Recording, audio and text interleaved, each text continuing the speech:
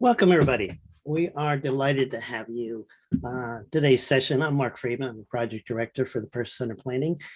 And today is a continuation of the Person-Centered Planning training we're doing for everybody across Nebraska. And we are delighted to have you.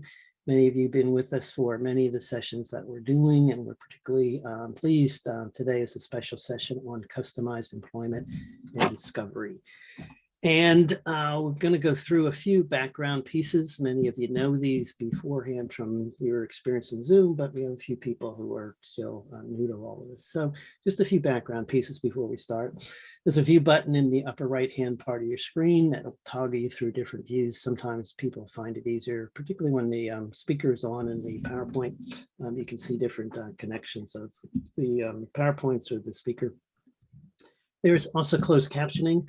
This is live. This is now done through artificial intelligence, but it's quite good. It's made huge advances over the last, actually just 6 months. But you have to enable that. So at the bottom of your screen is a little button that says, or menu bar, live transcript. You click on that and it'll turn that on. You can turn that on and off if you want to see that. We also encourage you as leaders, people are modeling behavior, that captioning really helps a lot of people who don't see themselves as disabled or have hearing problems, but increases people's literacy and ability to comprehend. We have live translation with a wonderful translator from Ecuador, Sam DuBois, and you have to also enable that at the bottom of your screen, or sometimes under where it says more is where it says interpretation, and you have to turn that on to have Spanish translation. We ask that all of you keep your cameras on. That helps us to get to know you, to see you, to have some feedback. It helps us to do a better job of training. So we ask you to do that.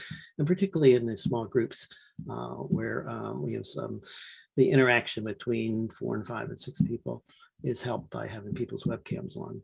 The training is sponsored by the Nebraska Council on Developmental Disabilities and also the Nebraska Department of Health and Human Services, which is making some substantial commitments in sustainability and the next steps, which we'll talk about in a moment. It takes a village. We have a large training team to help in the background today. Our main speaker, Dr. Ruthie-Marie Beckwith. The rest of us are background people. Jennifer James is one of our co-presenters, but is off today, or is with us, but not presenting today, but you've heard her and we'll hear her in some of the future issues. David Weatherow and Ann Formell and Mary Angus are all co-hosts and helping with the breakout rooms and moderation and many of the background things that we're doing. Ann Formell is herself from Ecuador and is bilingual and helping with our Spanish group that we have. So I want to share with you just for a moment some of the things that the department is doing, the Division of Developmental Disabilities, to enhance and sustain person-centered planning. This is a question since we started that people ask, is this going to be real this time? Nebraska's gone through 4 or 5 cycles of person-centered planning. Many people have been trained in person-centered planning 10 and even 20 years ago. So the department has recently adopted Charting the Life course as a model for person-centered planning. Charting the Life course is one of the newer models. As I explained in some of the intro sessions, there's really 4 or 5 different models of person-centered planning. And will be the model that the department will be using. We do recommend to you, and we'll give you a link later on, but Shelley Turner, who is the creator, developer, and promoter of Charting the Life course at the University of Missouri, did a webinar specific for us, and you can see that's it's an easy way to capture and within an hour of what Charting the Life course is about. The department will be doing training, significant training across the state in 2022 with the National Association of State Developmental Disabilities Services. They're a national organization that does work with state developmental disabilities offices across the country. Create stakeholders meeting and then redesign the ISP to incorporate the Charting Life course and person-centered planning principles into that. So I just want to give you a background of some of the things that you can be expecting as we go forward. Today, we're going to hear about customized employment discovery, and I'm really elated to have Dr. Ruthie-Marie Beckwith with us. As you know, Ruthie is actually my partner and wife. She is the former director of TASH, one of the 5 top national advocacy organizations in developmental disabilities and cross disabilities. is currently a professor, adjunct professor at City University, New York, where she teaches disability history and inclusion, and has been working in employment for almost a decade and worked in almost 10 states across the country, and particularly around what are called micro enterprises, which is a form of running small business and self-employment. With all that, I commend you, our eminent scholar, Ruthie-Marie, you're on. Great. Thank you, Mark. And thank you everyone for joining us today. I'm delighted to be here and to share some of my experiences and information about how to help anyone become employed. And that applies to youth with disabilities, applies to older Americans, and applies to basically anyone who is looking to earn income. Today, I'm going to talk about customized employment in micro enterprises, but also touch a little bit on volunteerism, because that is also a pathway to helping people discover the types of employment that they would be the most interested in and experience the greatest benefit from. So next slide, please. So I'd like to start out briefly. Now go back to that slide, please. I'd like to start briefly with you, just taking a couple minutes to, in the chat box, share your first job and why you started working. Your very first job that you did in your whole life, where you were paid to provide some type of income for people. So I'm going to start because my first job was babysitting and I needed money for clothes.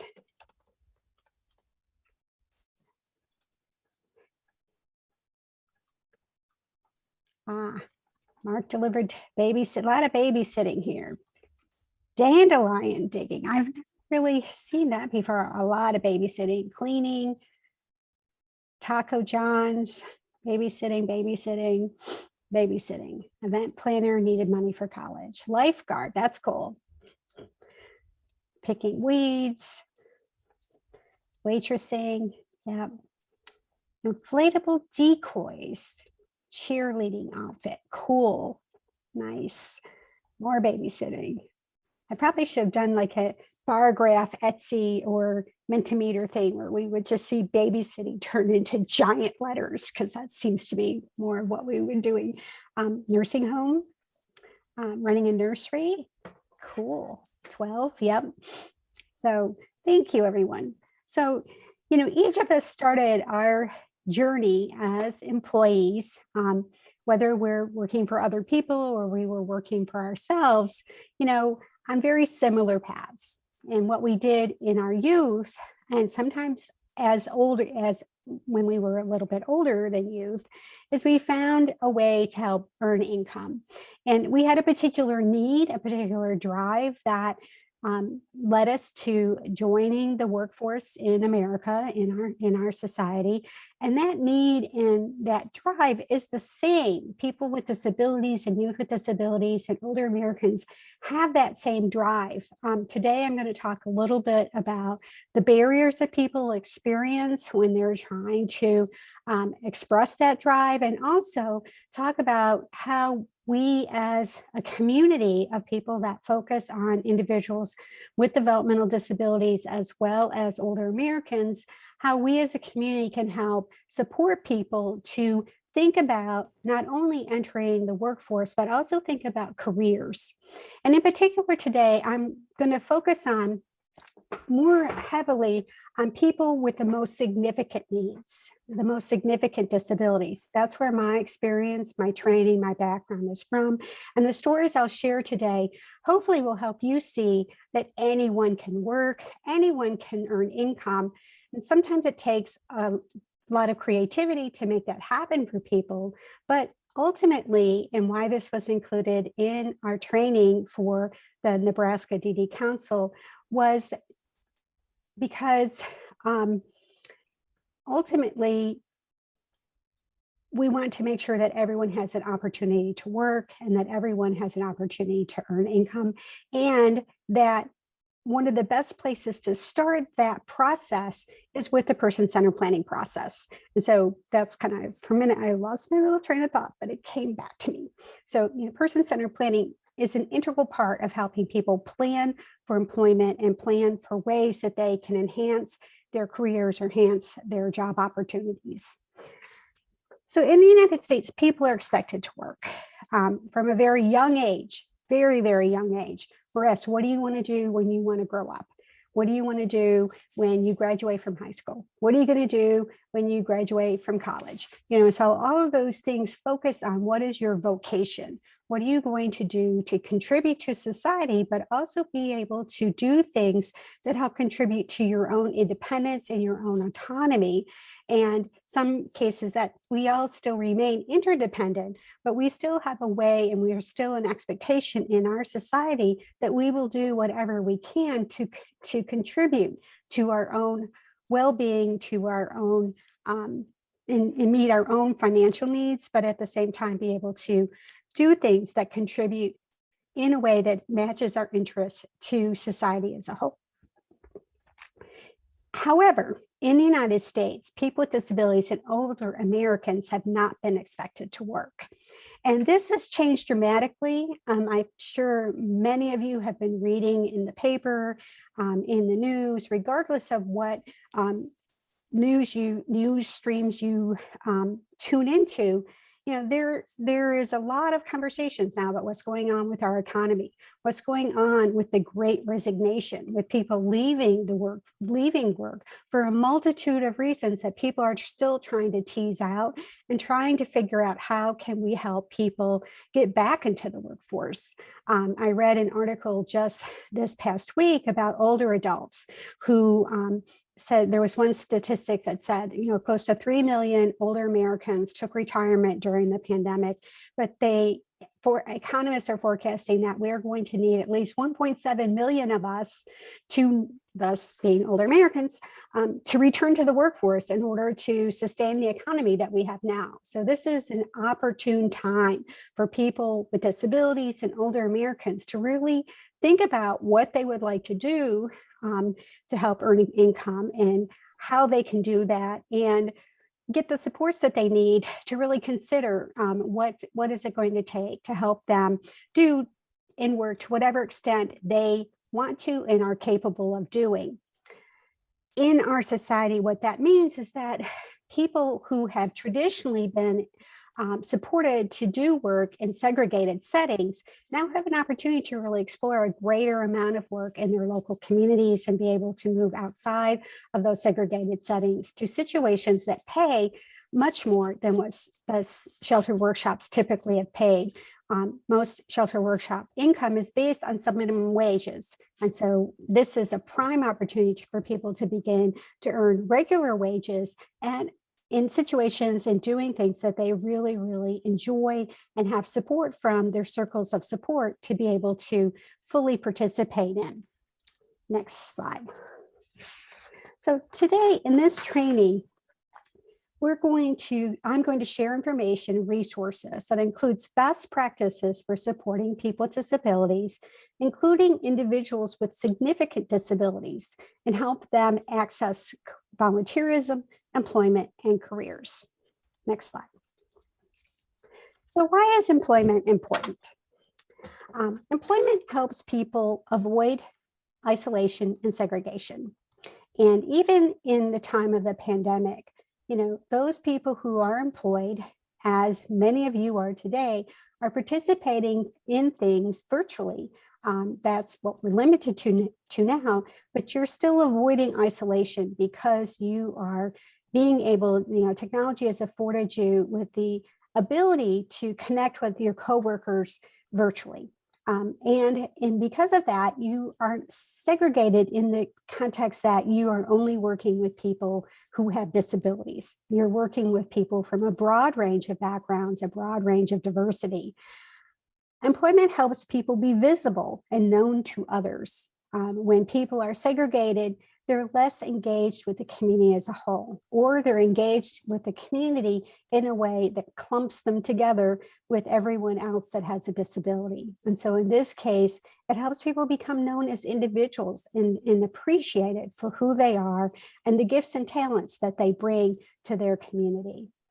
Employment creates a sense of belonging. that we have a place, that we have people who will look forward to seeing us, that we have people who appreciate who we are and what we have to give. And finally, employment gives people the opportunity to contribute to their families and their communities. And this is typically, in the past, people with disabilities and older Americans have been viewed as takers, people who are dependent on social services and the resources that are allocated through our tax dollars. And they are not seen and have not been seen as people who give back through their paychecks, through the taxes that they pay, that support our infrastructure, that support the communities that we have, and also being able to give back to their families.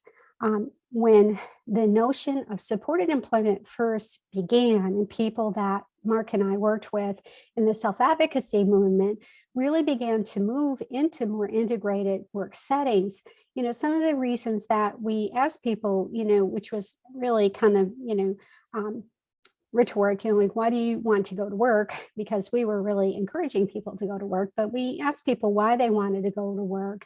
And one man that's a dear friend of ours in Pennsylvania said, he wanted to have enough money to help his mom and to buy a home where they could both live together, to have a home for them that they could, count on, instead of being renters and being subjected to having to move frequently.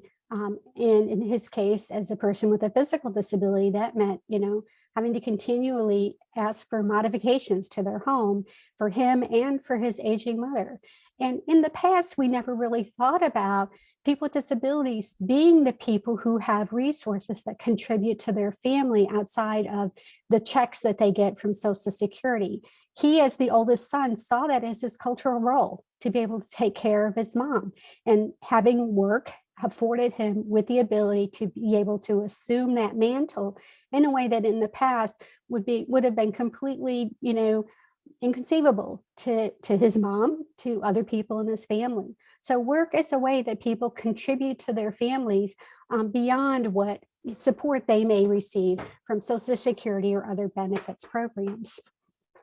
Next slide.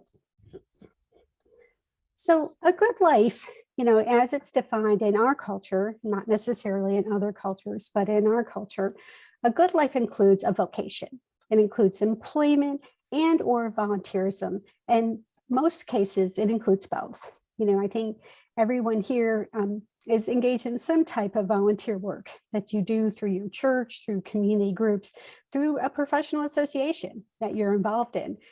So all of those things, all of those opportunities really help us create positive interdependent relationships with family and friends. It provides us with a satisfying job and the economic benefits of employment. It provides us with the resources we need to have a safe, comfortable home in a safe neighborhood.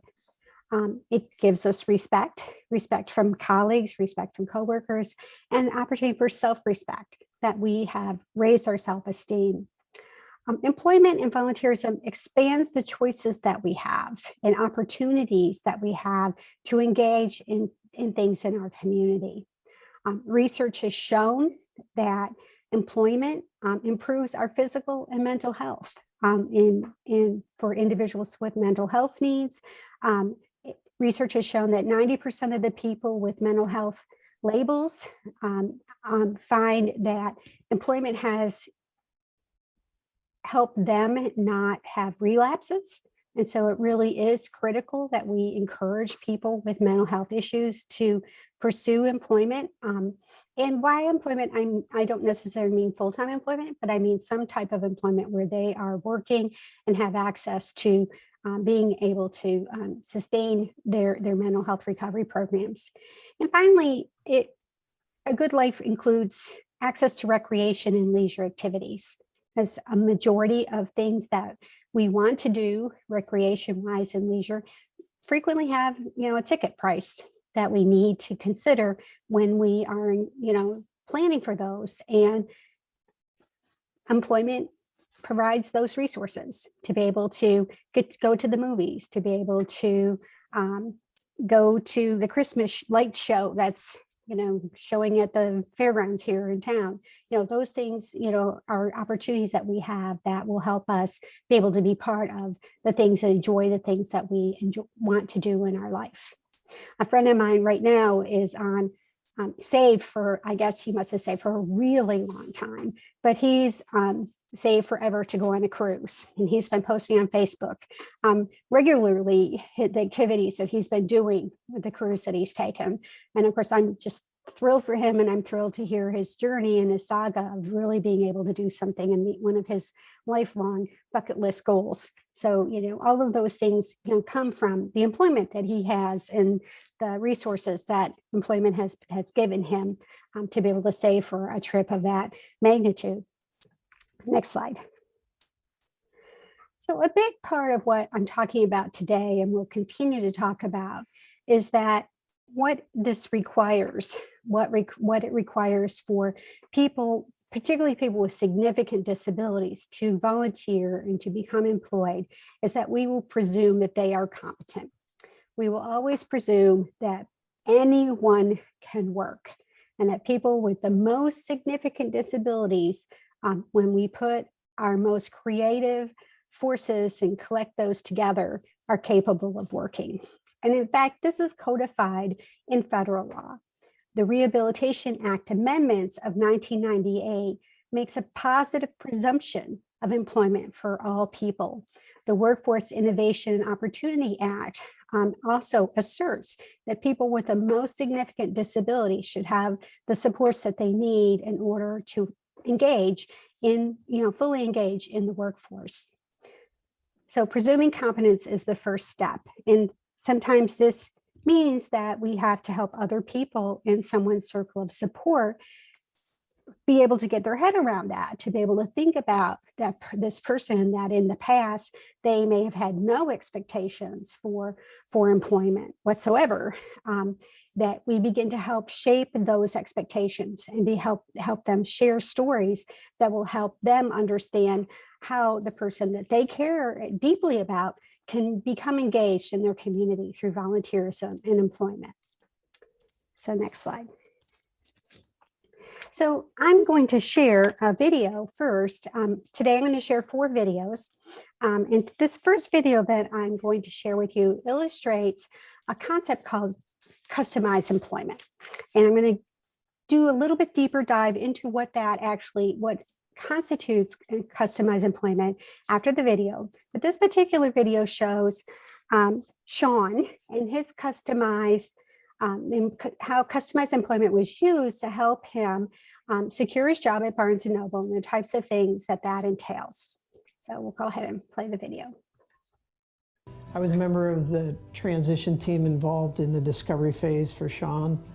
And I think one of the things that made Sean's situation successful is that we had a variety of professionals, a whole team involvement, great parental support, school support, adult service providers support from VCU and the choice group and DARS. It was a discovery period where you try to figure out how his strengths and his interests can mesh with the business world in terms of finding a job. Barnes & Noble was the perfect place, we felt, and it turned out to be, to give him the opportunity to work with the books and putting things in order, having gone through discovery and recognized that these were things that he was particularly interested in. To give him the opportunity to be productive and have the satisfaction of knowing he's done a good job every day is good. We all feel that way. We're all very proud of the fact we can help him with that, and he seems to enjoy it.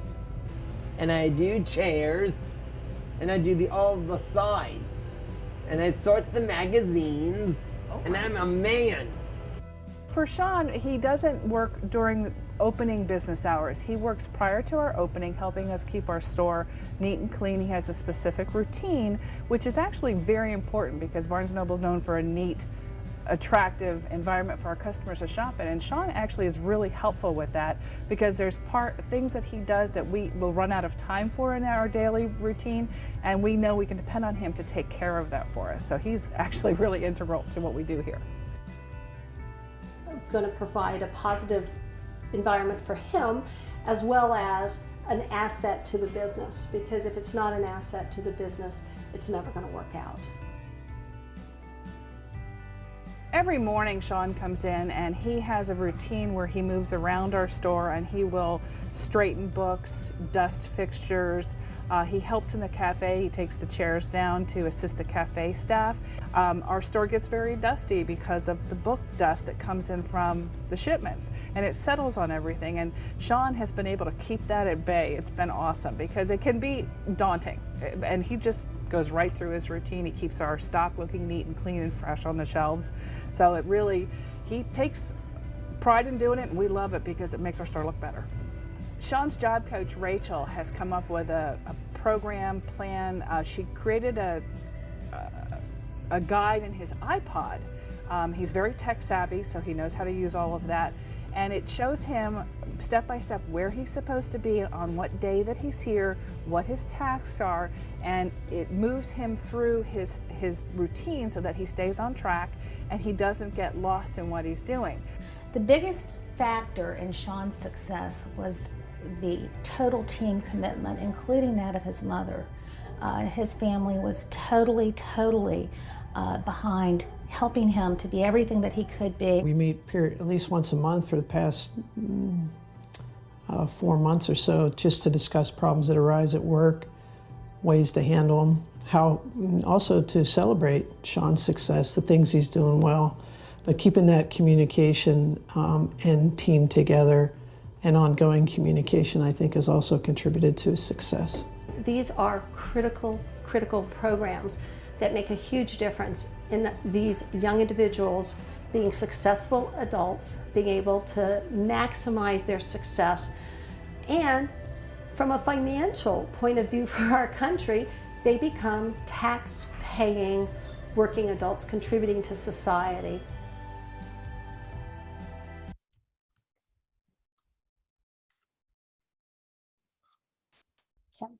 So in the video, we heard the people who support Sean refer to two things, the discovery process and customized employment. The discovery process and customized employment is not new. It really dates back several decades to work that was pioneered by Mark Gold and Associates. Mark Gold and Associates continue to do this work and have been training people around the country for the past couple decades to really help us think differently about how to help people with significant disabilities enter the workforce. Mark Gold, in his dissertation research at Syracuse University, was the first to really target individuals with significant disabilities and helping to create a path that we now take for granted in terms of an instructional technology called Try Another Way. Try Another Way really was about breaking down complex tasks into discrete steps that people with significant disabilities could then be trained and taught to master, like the program plan that they referred to in the video where Sean's job coach had broken down what he is supposed to do each day and train and put that into his iPad and trained that for him to be able to master. So Try Another Way was the first, Marco was the first person to demonstrate that people with significant disabilities could master very complex tasks and could do so independently. In his case, he helped teach people with significant disabilities to assemble a bicycle brake, which had 12, 18 different components. His training went on to demonstrate that people with significant disabilities could put together computer motherboards. And so these were tasks that people really had no belief that people with complex disabilities could actually perform. But he demonstrated through the technology of systematic instruction that people could learn these things. This evolved into what is referred to as the discovery process. And the discovery process is very, very, very similar to person-centered planning. And that at its heart, it's really learning about what people's routines are, what are people's interests, What are their hobbies and what are their supports? What things do they have in their life that lend themselves to some type of contribution through volunteerism and also some type of way to earn income? So it really builds on, the discovery process builds on person-centered planning, and that we're really coming together with everyone who cares about, has worked with a person, really wants to help them succeed, to develop exactly what becomes essentially a one-page vocational profile. The training that we've had in the past, over the past year and a half, through the person-centered planning training, one of the things that's part of that training is focusing on the one-page profile, and how to really help introduce someone to other people in their circle and to new people that they're interested in meeting and connecting with. And in this case, we tweak that to become a one-page vocational profile. And that one-page vocational profile can also include things that they're referred to as alternative resumes, where we really show that person being able to perform the duties that are similar to the duties that they in a job or vocational volunteer situation that they are interested in, to really show the employer that they have this particular skill set that would benefit their business. So customized employment uses the discovery process to customize employment. In Sean's case, as you saw on the video, he comes in before the workplace opens. He performs things that everyone else who works at Barnes & Noble may have had in their job description, may have had, in their particular part of the store. Your job description is to keep all of the CDs in the audiovisual section in order and sorted, and not have the, Bonnie Raitt and, CD ending up in the, Johnny Cash CD. I'm obviously from the South. So, you have, your country music section, where in the past, those employees may not have been able to do those aspects of their jobs because of the other demands that they have, or not be able to do them as well as Sean does, because that is his focus. Sean's focus is to help keep things in the store in order. And in Sean's case, that job was probably carved out of all the different peoples who had that in their responsibilities. The game section, the stationery section. I'm obviously a Barnes & Noble visitor. And so, but each employee now has Sean, who comes in early to help make sure all of those things happen. And he does those things extraordinarily well, as you can tell from his supervisor's testimony. In Sean's case, customizing that job for him really relied on his team's understanding of who he was and things he enjoys doing. Obviously, Sean's somebody who really enjoys and wants to make sure that things are in order, that things are neat and things appear really well organized. And so it was a perfect fit for him to be able to say to Sean's team, this is something Sean is going to enjoy and Sean is going to excel at, and be able to say to the business, as you heard later in the video, that the business benefits because Sean is there to help do things that in the past might have just been done in a slipshod way or not done at all, but are really critical to the image that Barnes & Noble wants to project to its customers. So customized employment is a real critical tool that we have for helping to match gifts and talents that people have with a particular need that an employer has in the community, or a volunteer nonprofit might have in the community. Next slide. So what is your superpower?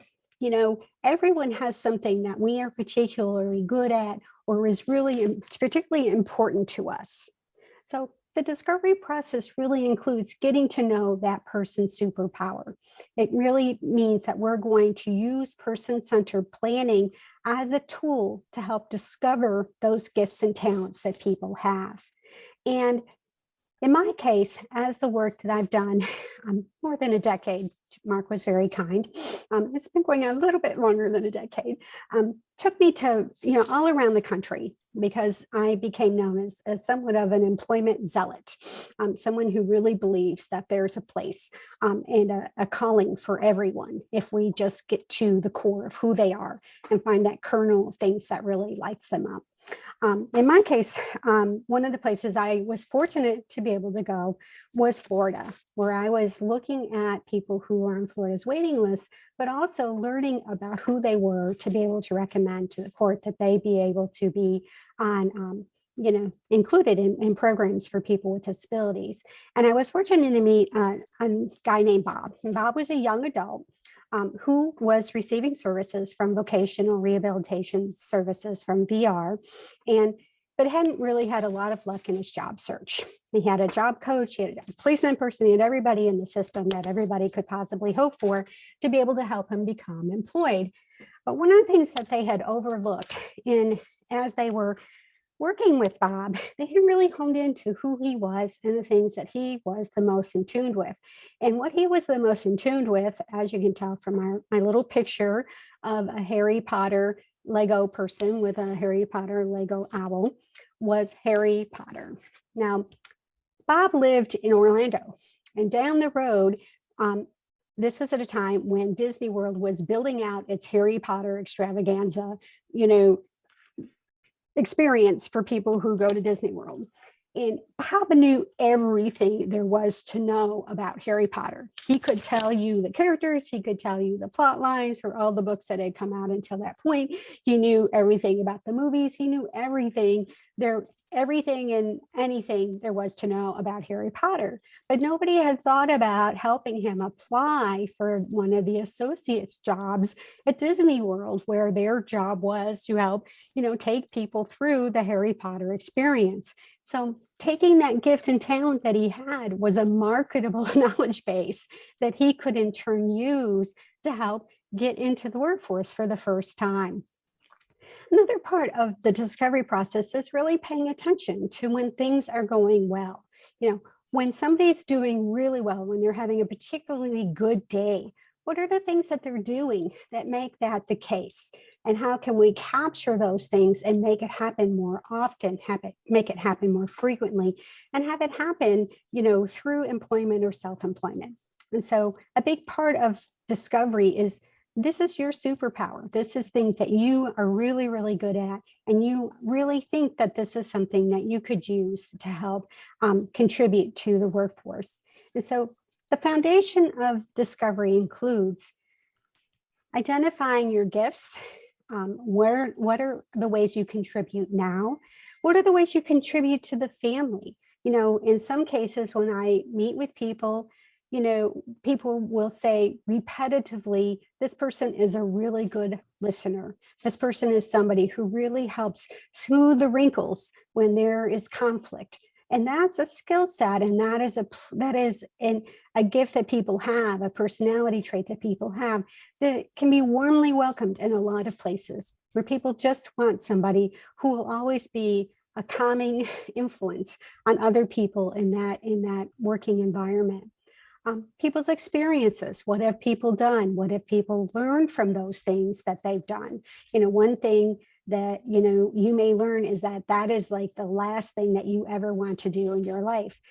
When I had my oldest son take his first job, forced out of the house to take his first job at the age of 16, largely because I didn't want to support his social life.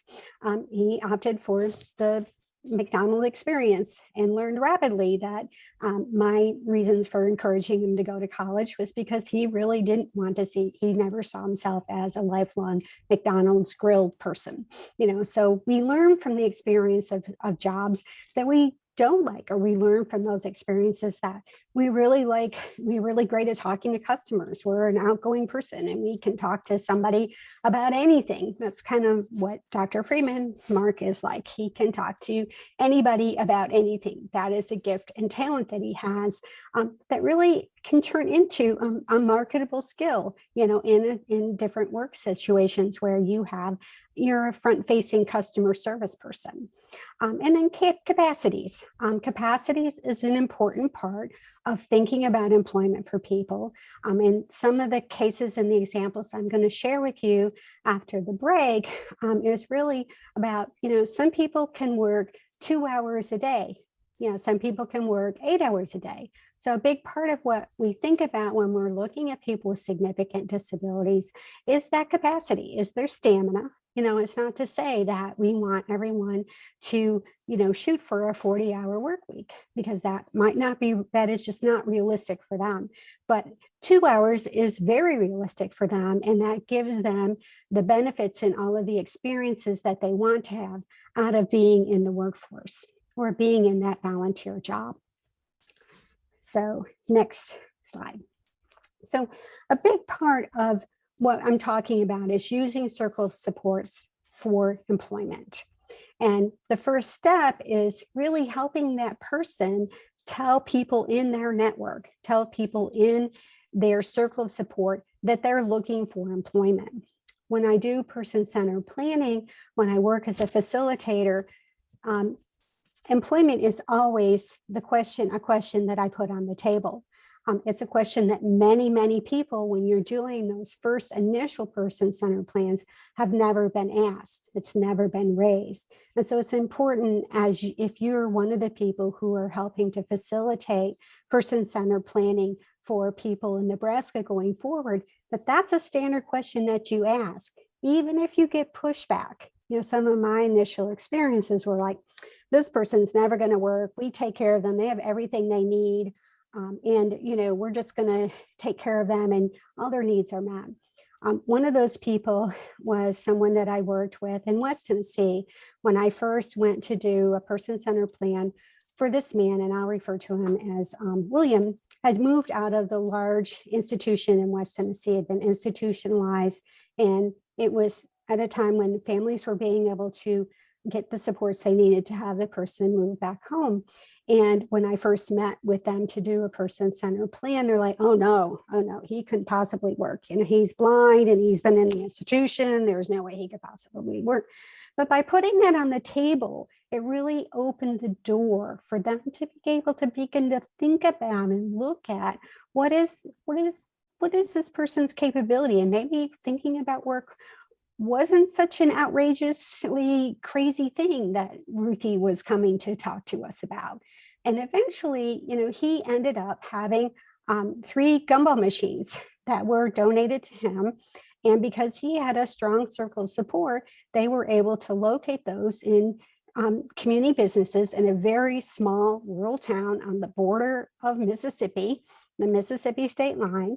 And for him, they found that one of the things that happened when he was able to just service these 3 gumball machines, this people in the community, more people in that little bitty southern town got to know him. And he was able to generate for him, the most important thing that he did was to go out every Friday for a fish fry dinner with his family at the local, because it's on the river, at a little local restaurant that had fish fries on Friday. And he was able to pay his own way, and that meant he got to go more often. And so what his family realized was just having a very small amount of income from that gumball machine made a tremendous amount of difference in his life and his place in the community, his place in his family. And so when I'm talking about using networks, it's using networks that are part of the family, but that family then becomes a bigger network that can help people find opportunities that they may not have ever considered and may have overlooked in the past because they hadn't ever had that question put on the table for them. Another part is asking for advice. People with disabilities, if you are a person with a disabilities, is asking for advice, is saying, what can I do to get a job at a place that's your dream job?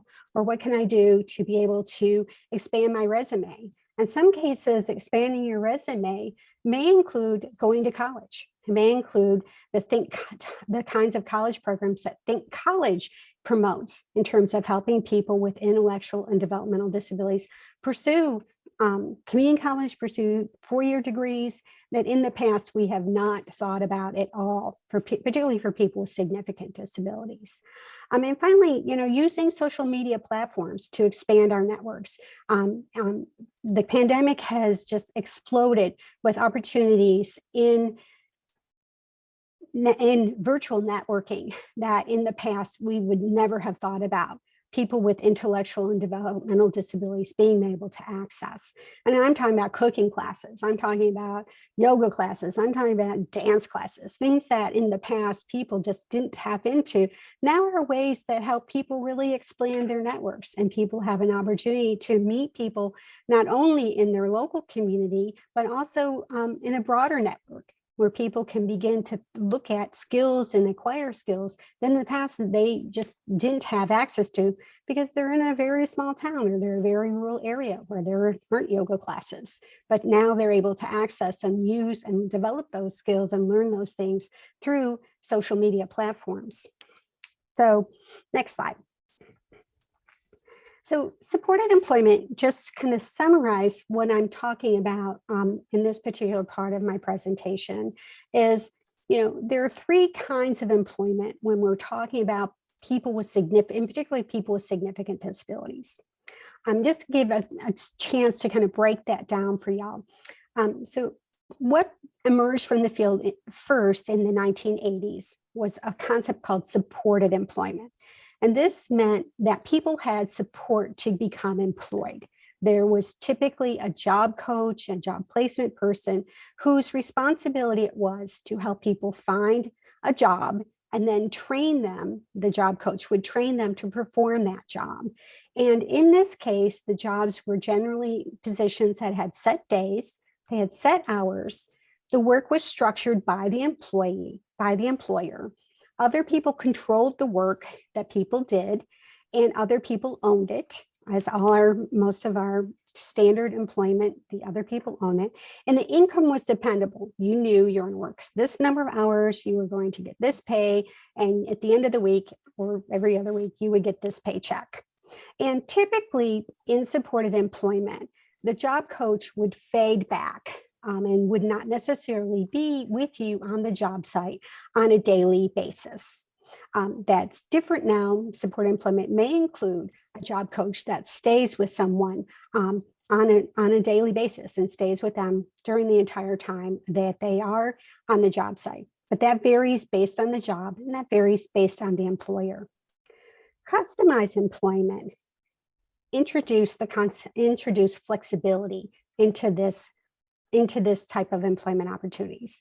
So in customized employment, the days that you work are based on what the employer needs. In Sean's case, they want Sean there, every day to help straighten things up before the store opens. And that's where the hours are based on what the employer needs. The employer, in this case, Barnes & Noble, needs someone who will come to work in the morning before the store opens. And the work is based in customized employment on the person's skills and the employer's needs. Still, the employer owns what the person does. It's the employer's job, and income is dependable. The person still knows they're going to work 15 hours a week and they're going to get paid, above minimum wage for X number of hours, and they know what their income is going to be. After the break, I'm going to talk about and provide more examples in self-employment. And self-employment is really, based on total flexibility, where you as the employee who's self-employed determine what days you want to work. You determine the number of hours you want to work, and the type of work varies because as a self-employed person, there are a lot of different aspects to having and owning your own little bitty micro enterprise or a mini business. You end up owning the business but your income can vary. You may have a self-employment that is seasonal, such as landscaping work that you contract out to do during the summer, or shoveling driveways in the case of Nebraska. You may, do things in the winter that are seasonal, but that income is dependent on it snowing. So your income will vary if you become self-employed. So those are three different kinds of concepts you'll hear when people are referring to employment, but always remembering that most people with significant disabilities will have some type of customized supported employment, or they may end up with a combination of all three.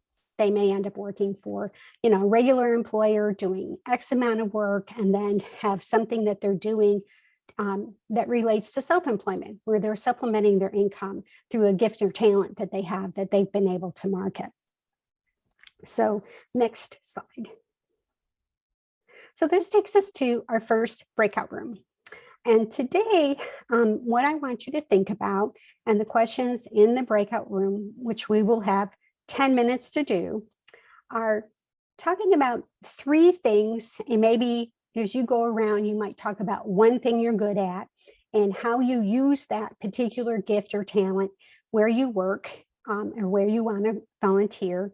And also, if there's time, to really talk about one thing that is like, I will never, that is like the worst thing to ever ask me to do. There is no way I would ever take a job doing X. And that's whether it's some type of chore that you hate doing or some other thing that you are not good at. So those are the things to kind of the conversation to have in the breakout room. Anne's going to put these questions in the chat box to help us remember. And again, take turns as you go around. Do one round where you talk about one of these questions and then do another round just to make sure everyone has a chance to participate. And finally, when you're in the breakout room, please turn on your cameras. It's been a challenge for the people who are helping to talk to know whether or not you're really present, unless you, if you're on a phone, please chime in to make sure that people know you're actively engaged. But it's hard to be in a breakout room where 4 people aren't on video and you don't know if they're really there. And you end up just talking to yourself or to one other person. So please take time to be actively engaged, and we'll see you back in 10 minutes. I want to welcome everyone back to the second half of this workshop. Today, I'm going to during the second half of this presentation, I'm going to talk a little bit about 4 myths of employment, and then I'm going to get into stories that really illustrate some of the things that I was talking about during the first half of this presentation. So 4 myths of employment, and I'm going to talk briefly about these so you can hear more about the stories of real people and hear from them about the work that they're doing. So the first myth, next slide, is people will lose their benefits if they work. And this is really, really important to address head on, because it is by far one of the biggest barriers that people describe, and one of the truly big fears that they have, that if they begin to earn income, they will lose the benefits that they have. One of the counters is that people almost always have more money in their pockets when they work. That even though benefits are reduced and may be reduced because of earned income, that there are work incentives and ways to help people protect people's benefits that help them retain as much of that income as they can. And so it's really important to go to a Social Security benefits planner in order to be able to see and help people see what the impact of employment will be on their benefits. And in most cases, people, depending on the extent of which people are working and the amount of income that they're earning, the people will keep their Medicaid and Medicare in order to be able to retain those other long-term services and supports that they receive from the state. So next slide. So one thing to know is that different benefit programs have different rules. And of course, they're always really complicated, and it's even more complicated when people have more than one benefit. But always check with a benefits to work specialist when you help people begin to think about their pathway to employment. Another important thing to know about are about ABLE accounts. And ABLE accounts were created by Congress as a way to help people address the limitation that Social Security has had on the amount of money people could have in their bank account. ABLE accounts are separate accounts that are established through your state's ABLE account program that allow them to have more than $2,000 in assets. And so in the case of the person that I'm a guardian for, Thomas currently has $5,000 in his ABLE account. And that's money that we've been able to help him save to be able to have resources that he'll need down the road to help improve his home, to help do independent living needs that he has. And so knowing about ABLE accounts is really, really important, because anyone, another plug for ABLE accounts, anyone can contribute to someone's ABLE account. Grandparents can give money to people's ABLE accounts. And so ABLE accounts are an incredibly important tool for people to know about when they're concerned about having more money in their bank account and losing their benefits because they've hit that $2,000 limit. When in fact, if they had an ABLE account, they can transfer income into their ABLE account in order to be able to address that Social Security limitation. Next slide. So another myth, which I hope I've helped address earlier today, is that people with significant disabilities can't work. Supported employment provides a part-time or a full-time job coach, depending on what the type of skill set the person has and the degree to which they can work independently in their job. Employers must make reasonable accommodations. And so sometimes a simple accommodation would help somebody perform a job that in the past would be inconceivable for them to do. And therapists have helped people develop skills that people can use to carry out their responsibilities.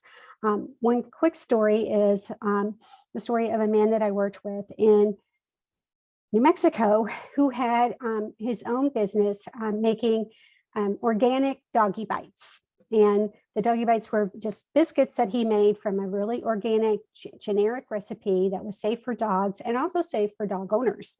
So for him, he learned that skill and he was able to develop his business based on a program that his speech therapist had developed for him, really to help him learn a broader range of ways to communicate. That program and that skill of doing that activity of making dog biscuits actually ended up being a source of income for him and a source of self-employment for him as he began to master that skill. Next slide. So people can choose jobs, as I said, that suit people's strengths and gifts and talents. And with, I said earlier, work can be part-time, full-time, it can be volunteer, it can be work people do at home, and it can be self-employment, or it can be employment where they're doing other people. But the biggest part that it takes is creativity. Creativity to really think outside the box and how people really brainstorm and begin to imagine a different type of life experience for people, particularly people with significant disabilities. Next slide. So a big concern is that people who in the past have really relied on segregated settings with the belief that that's one way that people stay safe and that people are protected, is to help people realize that people who begin to work and move into the community are doing so, I can't say 100% of the time, but the majority of the time people are moving into volunteerism and moving into employment with a job coach. And the job coach is there to help make sure that people are carrying out their responsibilities in the way that meets the employer's expectations, but also helps them identify and target parts of that job or parts of that job site that may need to be changed in order to provide the person with the protection that they need. And so really it is identifying, and troubleshooting ways that can help that person be safe in that environment. It may mean helping that person establish relationships with coworkers that are trusted to help them when they have a problem on the job, to make sure that they know who to turn to that will help them solve that problem in a productive and concrete and constructive way. Family members should be involved in helping to make job choices and helping to steer that person into work that they know would be beneficial for them, but also sometimes stepping back and saying, okay, this is a job that I really want to take.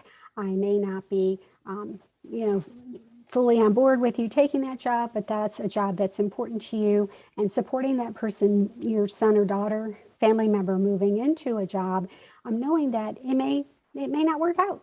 And as we could tell from when you were first joining this webinar today, the training today, is most of us are not doing the jobs that we did when we first started working. You know, we are doing things far different than what we were doing when we first started working. And that's okay. You know, doing different jobs and changing jobs is part of our whole adult life, you know, work experience. And so making sure that we know that the job somebody starts today isn't necessarily the job they're going to be doing 2 years from now. And then if they lose that job or they get laid off or they quit that job because they really don't like their boss, that happens to everyone in our work culture. Next slide. So the fourth myth is that people with significant disabilities cannot get good jobs. And I'm going to share a little bit more some of the success stories. But a big part of the good jobs really relies on what are that person's strengths and what are their capabilities, what are their interests and what are they good at. Sometimes with good jobs, we want to make sure that we're looking at small businesses, that we can really talk to the employer, the potential employer, and say, what are things here that aren't working for you? What are things that really cause a log jam in your being able to deliver your product or your service to your community, to your customers? Those are key places where we can begin to leverage what people can do in terms of a customized job to help support that business be more successful. And again, it's really considering volunteering, is to say, okay, these are interests I have. Should I explore this interest? And how can I do that in a way that doesn't, in a way that really is contributing to the community, but also learning about myself, that this is something that I really want to do. And this is something I'm interested in. And then when I start volunteering at it, I'm like, not so much, you know, or I enjoyed that, but that's not something that I really want to explore as a career. Next slide. So the next part of the workshop today, and some of you I know might have been in presentations I've done in the past when we were doing the person-centered planning training that many of you participated in, but I did add a couple news stories. So hopefully you'll have a chance to learn about some other people that I worked with and other people I'm aware of, to be able to share, you know, what I learned and the lessons I learned in working with them and helping people really develop a skill set and develop a product and a service that they were able to rely on for real money, for real income in their lives. So the first story that I have is about Daniel's mobile newsstand. And Daniel was, and he passed away about 3 years ago at this point. Daniel is an individual from Roswell, New Mexico. I do want to say that unless I do have permission from all these people to share their stories. So just to say that I'm not, you know, violating any major HIPAA rules in this. But Daniel was institutionalized at one of the institutions in New Mexico that closed at Las Lunas, and moved out of the institution about 6 years before I met him. And he had been receiving community supports in the community. And one of the things that he was doing when I first met him was selling newspapers on the street corner with his day service worker. So she was assigned to him to help him during the day. And one thing she helped him do was sell newspapers. And when I first met him, he really, you know, looked pretty frayed around the edges. His presentation, his appearance really made him less than desirable to be on the street corner in his small town. So, you know, one of the things that we worked with him is that, you know, he enjoyed selling newspapers. He had a hip talker that his speech therapist had the program that said, "Hello, my name is Daniel. Would you like to buy a newspaper?" And mainly what we talked about was really helping him change the image of his business. As you can see, this is a picture of him holding his first dollar from his upscaled business, where he's wearing a cap with his business name on it. He's wearing his, you know, jacket. He has business attire, and his job coach, his day service worker also had the same business attire, that this is a branded look that he had. We changed his targeted customer base, where he began to have a mobile newsstand. And so instead of just standing on the street corner, he used his walker, and we had a little case that fit into the top of his walker that had things in it that people in an office who didn't have access to vending machines or access to things during the day, he could come twice a week, do a tour through all the different office cubicles and sell things to them. And so things, sugary treats, non-sugary treats, stamps, things, holiday cards during the holidays. If you forgot to get a card for your Mother's Day, Daniel would have one on his mobile cart that you could use to make sure you sent your mother a Mother's Day card. Another big thing is he joined the Chamber of Commerce. And this really increased his sales from $30 a month to over $400 a month, which was a significant amount of money for him, and resulted in his business being voted Business of the Year by the Chamber of Commerce. So he was very, very successful. For someone who had a significant disability, had difficulty walking and difficulty communicating. But the biggest thing to me that really is all about employment, and why it's been so important to me to spread this gospel about employment, is that we don't know what people are truly capable of until we get them in new situations where they can thrive. And in Daniel's case, he'd been receiving services from this community provider for 6 years. He'd been with the same people consistently for 6 years, which is rare, but still was remarkable. But one day when he was getting ready to take his mobile newsstand to the office building, they were doing his inventory. His job coach was counting the things that needed to go into the basket to keep track of the things that he had in inventory to make sure he wasn't getting ripped off. And so she was very dutifully doing this. And he was standing there waiting, getting more and more impatient. And he said, "Hurry up." Now, until that moment that Daniel said, "Hurry up," nobody knew that he could speak verbally. During the whole 6 years that he had been at this community service provider, nobody knew that he had verbal speech. He apparently didn't have anything that motivated him for him to say. But to her credit, the job coach stopped and turned around and looked at him and said, "Well, if you're in such a big hurry, you do it," and moved forward, helping him verbally count his inventory. And so we don't know what hidden gifts and talents people have, that they're hiding under their light, that they're hiding under the bushel, until we get them in situations where they have the motivation to share some of those things that we just don't know about them. And so for me, that's one of the great gifts. That's one of the great things that employment and volunteering offers, is to be able to see people in a new light and be able to learn more about who they are and what's important to them. Next slide. So the next slide I want to share is Scam with Nan. Mandy is delightful. At this point, she was a young woman who lives in a rural community in Georgia. And she created a business I'm going to let her talk about. But when I first met her, she had a huge talent for photography. She had a real gift, even though she had significant her vision was really limited. She still had a really keen eye for what she joined a local photography club and learned how to really analyze photographs, and really began to see how photographers use the camera to help express themselves. And so in Andy's case, she was able to leverage that into a business that she started. And I'm going to have a video where she can explain what it is in her own words.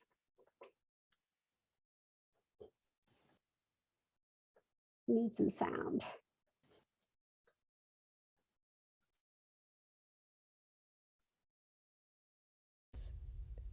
And I look at those pictures and put the words and the picture and the memory both at the same Mark, time. you've kind of skipped a lot. Can we go back to the beginning? Give it layout. This is a book called Memory Book. And I create memory books by hand. I take words and I look at those pictures and put the words and the picture and the memory both at the same time. And I sort of play around and with different layouts, different page color, and make it unique and very, very playful. And go with the picture and the theme of the memory of the picture. I take words and I put them underneath each picture, describing what's in the picture or what person or by year. I just made a sample book, and it has different areas of your life, and it's really unique. It made a great Christmas gift. You can give it to people as a wonderful present, as a wedding anniversary or wedding or birthdays. Nandi having her own business has made a huge difference in her life. It's made her confident and very proud of what she's able to do. It helps her earn money and she goes around and spends it very happily. The best thing about Nandi having her business is the fact that she is able to use her own gifts and talents and to be able to show the community that people with disabilities can work and have a good life.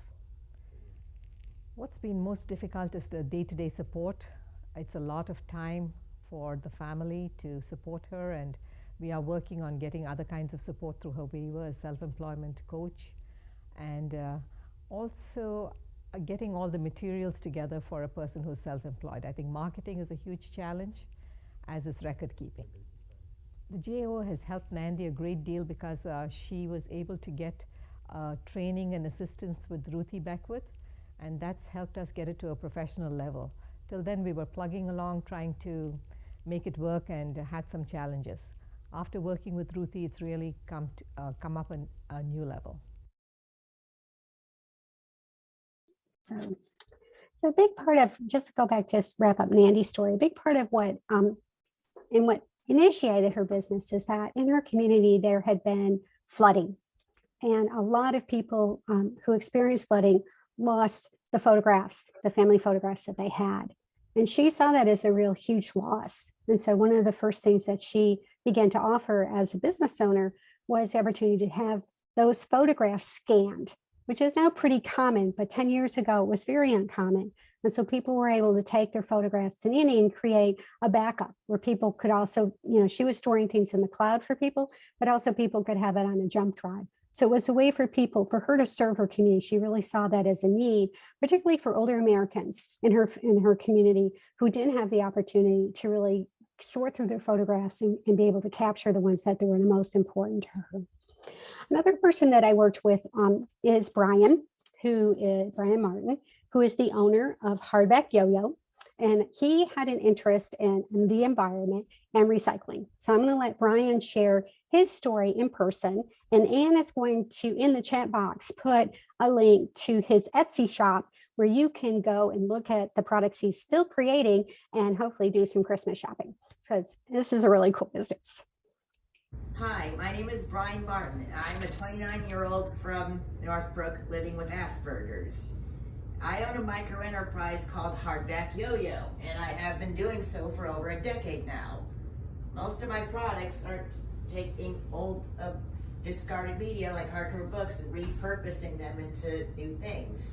My most common products are these hardcover journals where I take the inside of the book and add blank pages to it down to size so people could write in them. I also cut off the spine, punch the sides, coil them up. I also have these other journals made from slip covers of Blu-rays or DVDs. Most of them with the movies included with them. Because I have so many spines, I also use them for other purposes, such as this thing I call a frame title. And I also have the new product, called A Party Out of a Box, which allows people to create their own frame titles with this assortment of spines that come with it.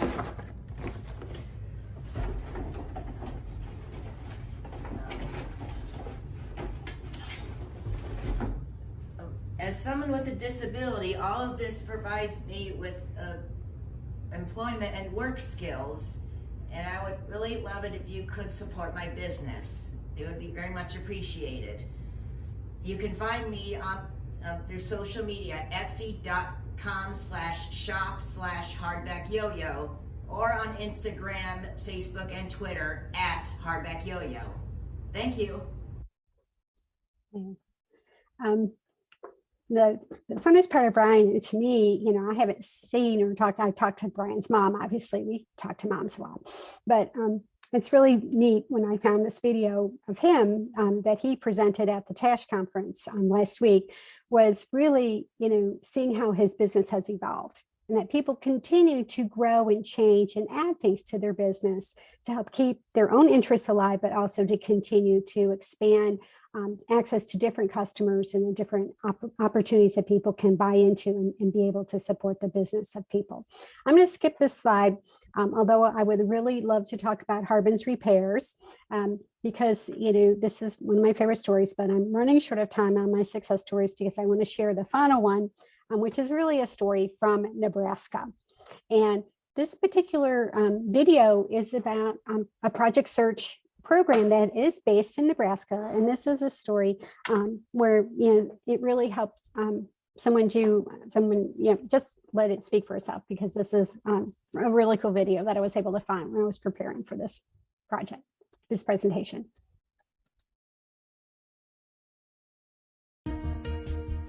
My name is Sam Nelson. My age is 23. I work at Nebraska Medicine in the NICU.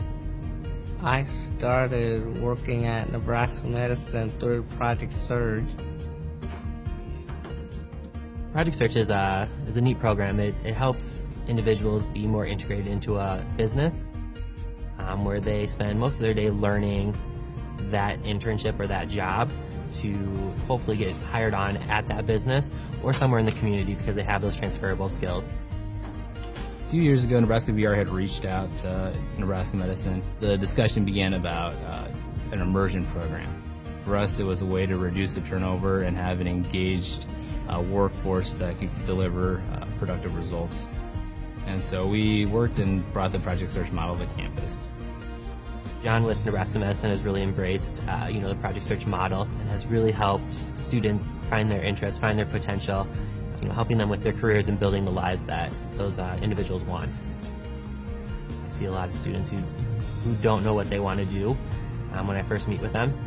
A few months to a year later, they really have an understanding of what their skills are, what their abilities are, what they want to do, and they're really able to go out into the community and get a job.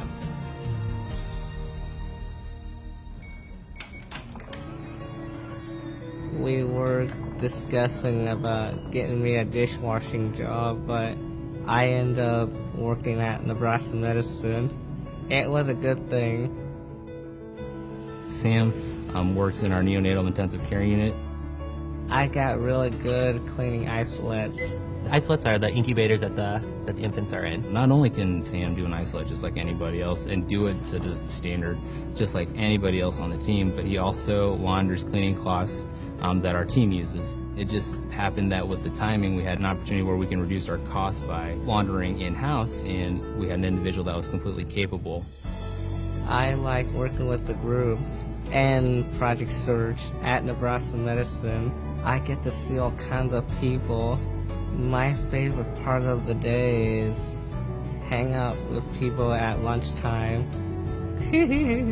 His attitude is just completely infectious, and the nurse managers love him, the staff love him, and they enjoy having him. You couldn't ask for a better team player to be part of the group. Just from getting to know Sam over the last year through retention, he's overcome a lot of different barriers to be successful. He doesn't let his disability impact anything that he does. Regardless of what his impairments, he's got the spirit and drive and passion and motor that you put him next to anybody, and he can take care of the job.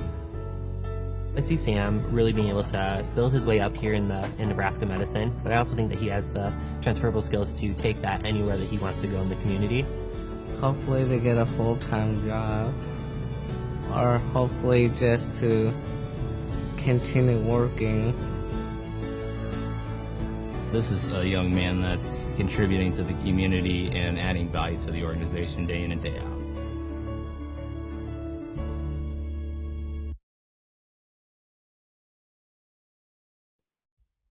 So this takes us to, and I just, share Mary also, thank you, Mary, for putting a link to the Project Search program in Nebraska.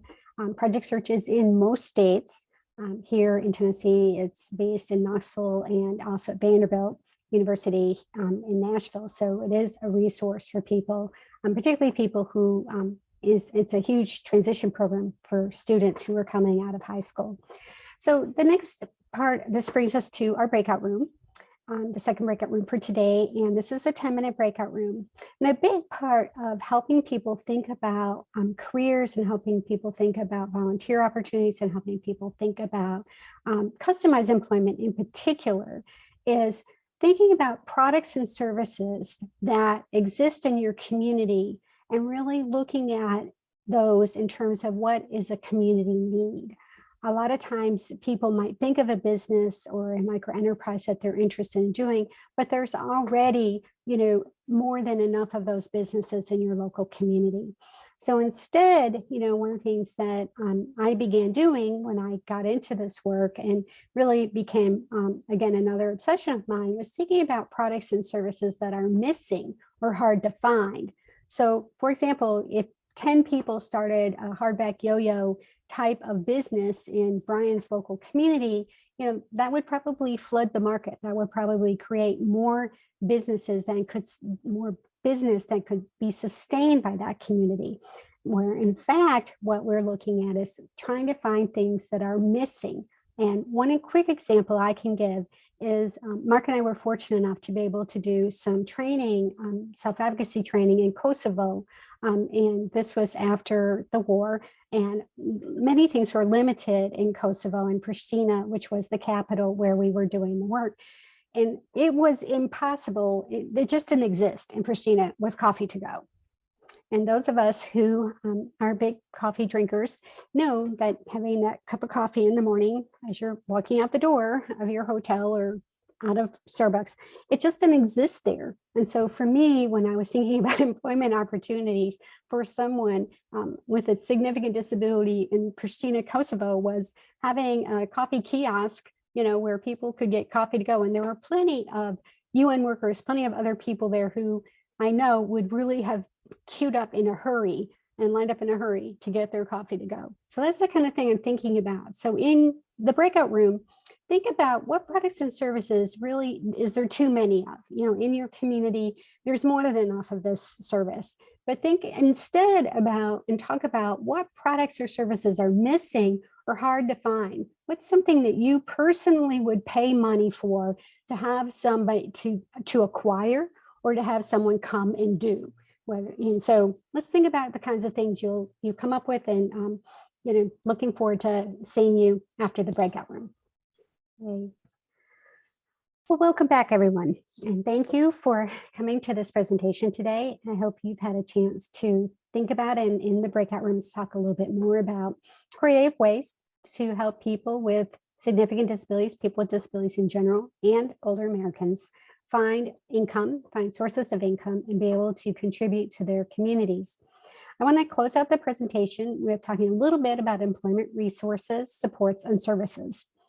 So next slide.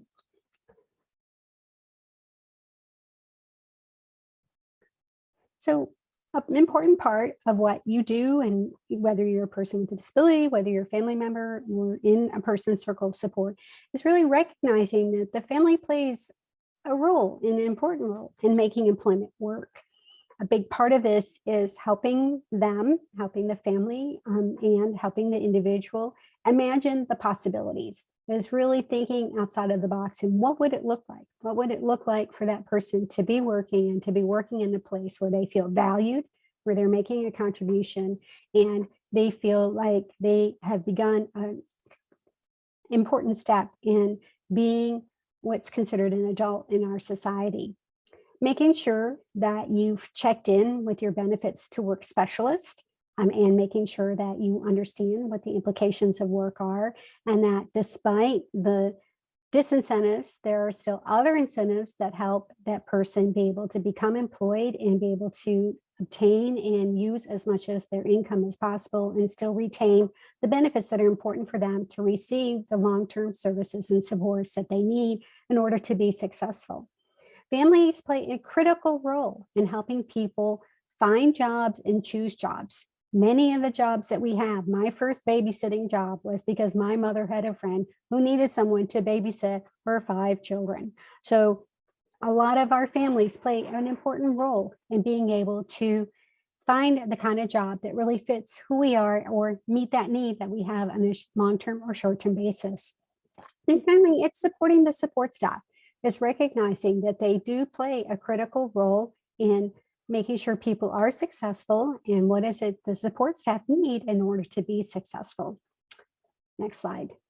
So creating, a big part of this is creating, as I said earlier, is creating and supporting networking opportunities, making sure people have a way to meet people in their community and be able to discover new jobs and customers. This involves helping people engage in clubs, engage in civic and religious groups and other social activities. And in the age of COVID, as I said earlier, people can join groups and networks that meet virtually. But ultimately, a big part of this is being able to tell people you're looking for work, having your family member, you yourself as a person with disability saying, I'm looking for a job. I'm looking for a job to do X. Having people that know you know that is one of the first important steps to being able to get into the workforce or be able to find the perfect volunteer job that may or may not lead to employment. Next slide. So finally, becoming familiar with the resources. It's understanding the importance of benefits planning. That's understanding and helping people set up ABLE accounts, whether or not they're employed. Because ABLE accounts, as I said earlier today, anyone can contribute to them. Grandparents can contribute to them. Neighbors can contribute to them. So it's an opportunity for people to have and build an asset that may be real critical to something that they may need down the road. It's sharing discovery and customized employment resources. It's becoming, familiar with those and sharing them out with people so people know that those are tools that people can use. And it's sharing resources with the person, the focused person and their circles, so they have an opportunity to learn more.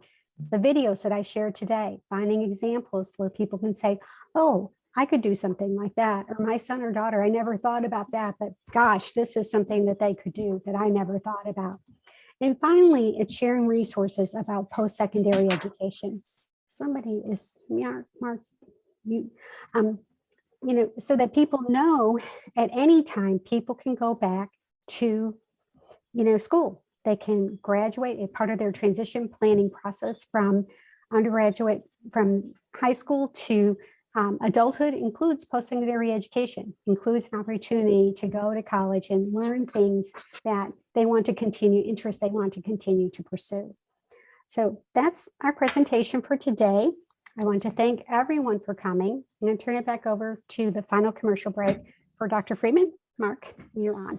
Thank you so much, Ruthie, for presenting and just an extraordinary presentation on helping people learn about how people can get employment, how people can learn income, how people can have part-time jobs, and how we're not simply talking about somebody becoming a lawyer and working in a law firm.